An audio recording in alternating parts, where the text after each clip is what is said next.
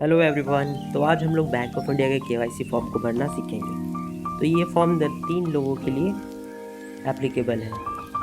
तो यहाँ पे जैसे आप देख सकते हैं 3 फील्ड बने हुए हैं। फर्स्ट होल्डर के लिए नेम, मिडिल नेम और सर नेम, 3 कॉलम है तीनों होल्डर के लिए। उसके बाद आता है फादर नेम जो तीनों एप्लीकेंट के लिए एप्लीकेबल है। उसके बाद डेट ऑफ बर्थ का कॉलम आता है, इसमें आप डेट मंथ ईयर के हिसाब से भरेंगे। उसके बाद ये स्टेटस आता है, क्या स्टेटस है, और पैन नंबर का आता है फील्ड, और एक फील्ड आता है प्रूफ ऑफ आइडेंटिटी का। उसके बाद नेक्स्ट फील्ड है प्रूफ ऑफ एड्रेस का। प्रूफ ऑफ एड्रेस में आप लोग telephone bill, electricity bill, ration card, bank account statement जैसे इत्यादि सब दे सकते हैं। प्रेजेंट एड्रेस और कॉरेस्पॉन्डिंग एड्रेस फर्स्ट होल्डर का, pin code, contact details, telephone number और ईमेल आईडी। अदर डिटेल्स में आपको ग्रॉस एनुअल इनकम बताना होता है, और ऑक्यूपेशन डिटेल में आपको किस व्यवसाय से जुड़े हुए हैं उस पर टिक करना पड़ता है। अगर आप और तीनों एप्लीकेंट का फोटो के लिए देना दिया हुआ है, साथ ही साथ तीनों के लिए साइन के लिए भी नीचे पे स्पेस दिया हुआ है जहाँ पे आप लोग तीनों एप्लीकेंट साइन कर सकते हैं। तो चलिए स्टार्ट करते हैं। तो जो भी ब्रांच होगा ब्रांच लिख लीजिए। उसके बाद इसके नीचे आता है कस्टमर आईडी का कॉलम, इस पर 9 डिजिट का आपको कस्टमर आईडी लिखना पड़ता है। ये 9 डिजिट हो गए, 1 2 3 4 5 6 7 8। ये आपके पासबुक में दिख जाएगा, वो हर अकाउंट में एप्लीकेबल हो जाता है। उसके बाद 15 डिजिट का अकाउंट नंबर लिख लीजिएगा, 1 2 3 4 5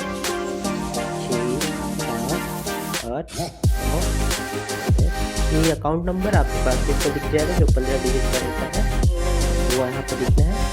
उसके बाद आते हैं फर्स्ट होल्डर के कॉलम में, जिसमें आपका जो भी फर्स्ट नेम है वो लिखेंगे, फिर मिडिल नेम, फिर लास्ट कॉलम में सर नेम लिखेंगे। इसी तरह तीनों होल्डर के लिए हम लोग कोशिश करेंगे। उसके नीचे फादर नेम आ जाता है या हस्बैंड नेम, अगर कुछ भी है तो एक नाम लिखते हैं, लेकिन आप अपने फादर का नाम लिखेंगे। इसी प्रकार सेकंड होल्डर जैसे राजकुमार लिख रहे हैं, और उसके फादर का नाम जो भी होगा हम लोग XYZ लिख रहे हैं यहाँ पे। और थर्ड होल्डर में चलिए मान लेते हैं हम लोग सोनी कुमारी है, उनके हस्बैंड या फिर फादर नाम जो भी आप दे सकते लिख सकते हैं। हस्बैंड या फादर का नाम जो भी XYZ लिख लीजिएगा।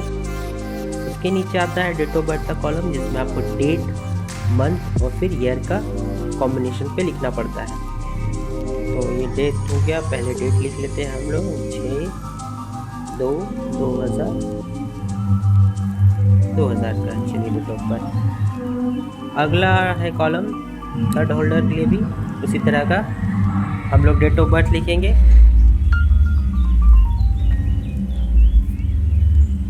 अगला कॉलम में आ जाएंगे हम लोग, यहाँ पे नेशनैलिटी के बारे में लिखेंगे। जो इंडियन हो गए इंडियन में टिक करेंगे, इंडियन ही है सभी को। रेसिडेंट है तो रेसिडेंट में टिक करेंगे, नॉन रेसिडेंट है तो नॉन रेसिडेंट भी कर सकते हैं, अगर फॉरेन सिटीजन है तो अदर्स में क्लिक। उसके बाद पैन नंबर लिखेंगे। आप लोग पास पैन नंबर होगा तो सारे लोगों का पैन नंबर इस कॉलम में लिखा जाएगा। तीनों अकाउंट होल्डर का तीनों का पैन नंबर हम लोग डालेंगे,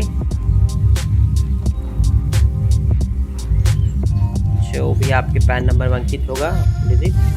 उसके बाद आता है, अगर आप पैन नंबर ना हो तो फॉर्म 60 एक फॉर्म आता है, वो आप बैंक से लेकर वो अलग से भर सकते हैं। उसके बाद आइडेंटिटी, प्रूफ ऑफ आइडेंटिटी आता है, इसमें passport, pan card, voter ID, driving licence, identity card, photo credit card, letter from gazetted officer verifying, वो सब दे सकते हैं। वही आपके पास प्रूफ ऑफ एड्रेस में telephone bill, electricity bill, gas connection, ration card, bank account statement. Address में प्रेजेंट एड्रेस जो भी आपका परमानेंट एड्रेस रहेगा वो फर्स्ट होल्डर का डालेंगे, जो भी चलिए लिख लेते हैं यहाँ पे हम लोग। कोई भी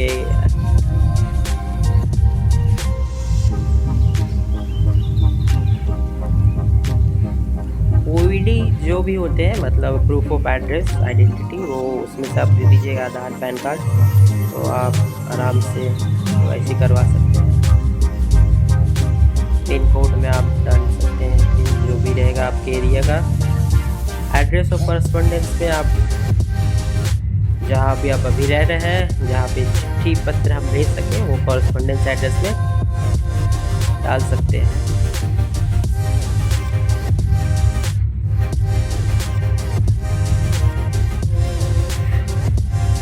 फिर आता है टेलीफोन नंबर। वो टेलीफोन नंबर आपका जो भी हो आप लिख दीजिए, 10 डिजिट का टेलीफोन नंबर आता है, वो आप लोग टेलीफोन नंबर डालिएगा। उसके बगल में कॉलम में है ईमेल आईडी का कॉलम, तो ईमेल आईडी जो भी आपका हो, abc@gmail, हॉटमेल, आप जो भी मेल यूज़ करते हैं .com डाल सकते हैं।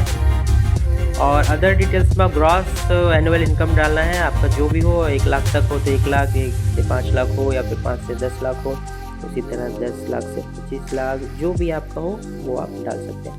ऑक्यूपेशन डिटेल में आप जो भी ऑक्यूपेशन करते हैं, बिजनेस है, प्रोफेशनल है, एग्रीकल्चरिस्ट है, पब्लिक सेक्टर में काम करते हैं, प्राइवेट सेक्टर में काम करते हैं, गवर्नमेंट सर्विस है, वो सब। और एडिशनल एप्लीकेबल है, अगर आप इनमें से कुछ हैं तो वो कर सकते हैं। ये फ़ोटो के लिए 3 स्पेस दिए हैं 3 लोगों के लिए, उसके नीचे हम लोग सिग्नेचर करेंगे और डेट लिखेंगे जिस डेट पे आप लोग सबमिट कर रहे हैं उसको। तो इस तरह से ये फॉर्म पूरी तरह कंप्लीट हुआ, आप इसको सबमिट कर सकते हैं। फाइनली ये इस तरह से दिखेगा। तो वीडियो को देखने के लिए